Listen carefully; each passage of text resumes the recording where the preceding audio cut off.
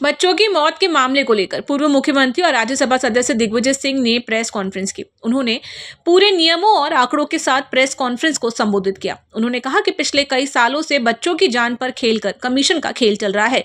केंद्र सरकार द्वारा स्वास्थ्य नियमों में परिवर्तन कर 2023 में सजा का प्रावधान खत्म करके जुर्माने का प्रावधान लगाया गया और उसके तुरंत बाद इलेक्ट्रॉन बॉन्ड आया और इन कंपनियों ने भारतीय जनता पार्टी को इलेक्ट्रॉन बॉन्ड के रूप में पैसा दिया। भारतीय जनता पार्टी को 945 करोड़ रुपए के इलेक्ट्रॉन बॉन्ड दिए गए, जबकि सरकार को नियामक संस्थानों को और अधिक सशक्त और कठोर नियम बनाए जाने चाहिए थे, जिससे लोगों के स्वास्थ्य के साथ उनकी सुरक्षा भी हो सके।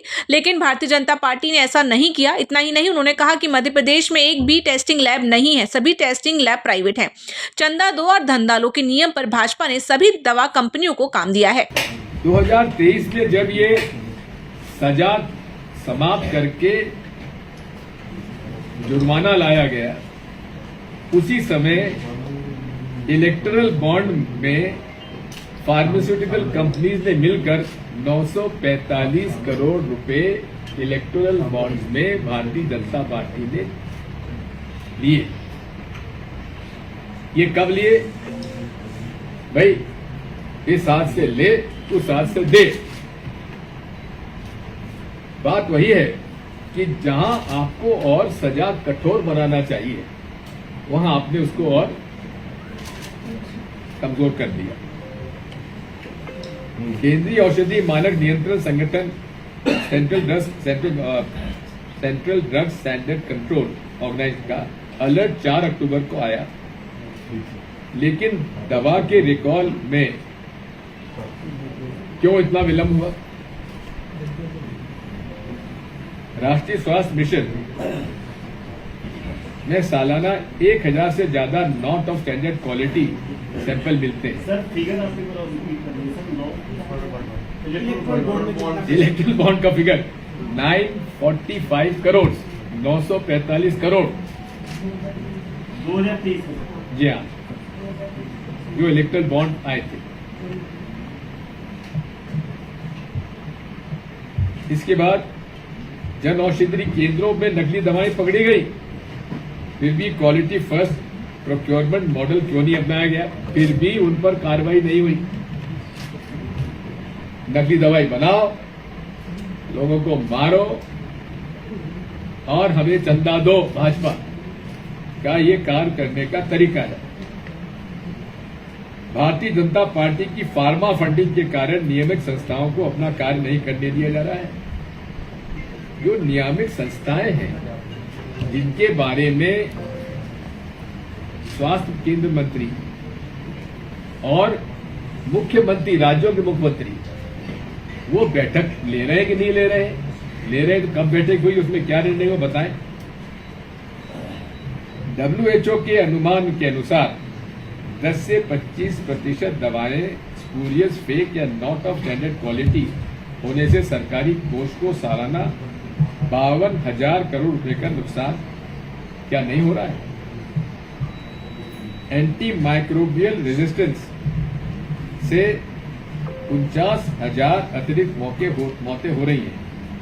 फिर भी निरीक्षकों की संख्या WHO मानक से 70% कम क्यों है? सरकार 1 दशक से भी पर्याप्त निरीक्षक की भर्ती क्यों नहीं कर रही है?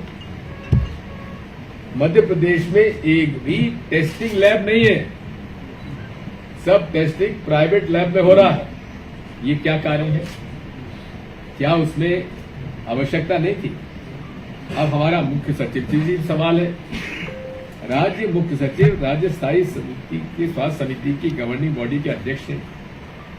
उन्होंने active pharmaceutical ingredient testing method of analysis और गुड मैन्युफैक्चरिंग प्रैक्टिसेस चेक करने का क्यों अंदर नजरअंदाज किया? क्या उनकी जवाबदारी तय नहीं होती है? कंट्रोलर एंड ऑडिटर जनरल 2023 ने मध्य प्रदेश पब्लिक हेल्थ सर्विसेज कॉर्पोरेशन पर देरी और अतिरिक्त खर्चे का आरोप लगाया था। फिर भी मुख्य सचिव जी ने इस पर कोई कार्रवाई की कि नहीं की? ये सवाल तथ्यों पर आधारित है।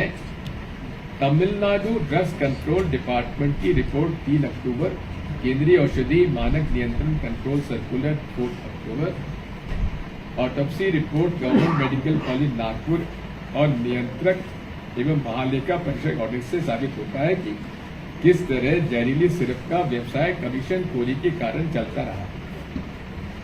अब अमूमन तौर पर ये निर्देश है हर ड्रग इंस्पेक्टर को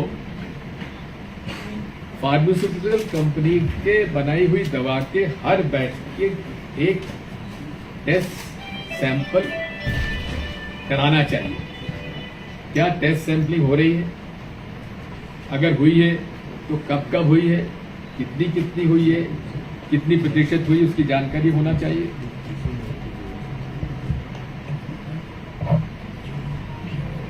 केंद्र ने रिकॉल 4 अक्टूबर को जारी किया, लेकिन प्राइवेट चैनलों से बिक्री जारी रही क्योंकि राज्य स्वास्थ्य सोसाइटी पब्लिक प्राइवेट पार्टनरशिप के जरिए निजी क्षेत्र की निगरानी नहीं की।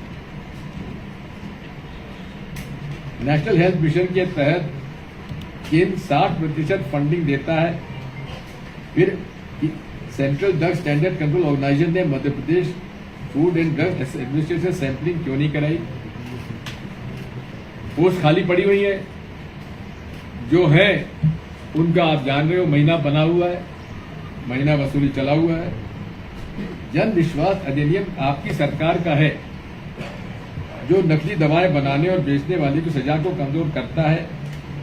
मध्य Pradesh food and drugs administration ने 6 अक्टूबर को 3 अधिकारियों को सस्पेंड किया, लेकिन मुख्य सचिव ने तीनों नौकरशाहों पर अभी तक कार्रवाई आगे की क्यों नहीं की? क्या इन पर कोई कानूनन जुर्म नहीं बनता? जिन भारतीय जनता पार्टी ने फार्मास्यूटिकल कंपनीज से भारतीय जनता पार्टी ने 945 करोड़ रुपए चंदा लिया है, उसमें से 35 फर्म ऐसी थी जिनकी दवाओं की गुणवत्ता निर्धारित मापदंडों पर खरी नहीं पाई गई। ऐसी कंपनियों ने चंदा दो धंधा लो का क्रूर खेल किया, उनको सबको उन्होंने रेगुलेट कर दिया। जन विश्वास अधिनियम के बाद not of standard quality alert 94 तक पहुंच गए। मतलब जो सब स्टैंडर्ड दवाइयां जो पहले केवल 30-35 मिलते थे, अब वो 94 हो गए हैं। यानी कि खूब सब स्टैंडर्ड दवाइयां बनाओ, कोई तुम्हें नहीं पूछेगा, तुम्हें कोई जेल नहीं भेजेगा। 5 लाख तुम जुर्माना कर देना, जमा कर देना, हम और भाजपा को और इलेक्ट्रल बॉन्ड में 2-4 करोड़ 5 करोड़ डाल देना, काम चल जाएगा। इस पूरे प्रकरण पर मैंने मांग किया है माननीय प्रधानमंत्री जी से कि वे इसकी स्पेशल इन्वेस्टिगेटिव टीम बनाए under the scrutiny of a supreme court sitting जज के माध्यम से इसकी जांच होना चाहिए। अभी कुछ दिन पहले ही, अभी आज के ही अखबार में ये खबर आई है कि लगभग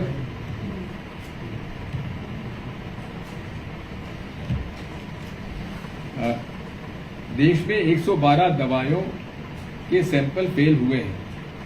आज बाकी किसी नेशनल पेपर में नहीं आई है, लेकिन मैंने वो देखी है, नया इंडिया में आई है। और मैं रोज देखता हूँ जो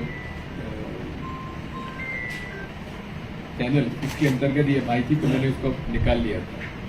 कहने का मतलब ये है कि जो सीरियसनेस होना चाहिए केंद्र सरकार के स्वास्थ्य विभाग में, और जो सीरियसनेस होना चाहिए राज्य सरकार में, वो नजर अभी भी नहीं है। एमएस टीवी के लिए हेमंत माली की रिपोर्ट।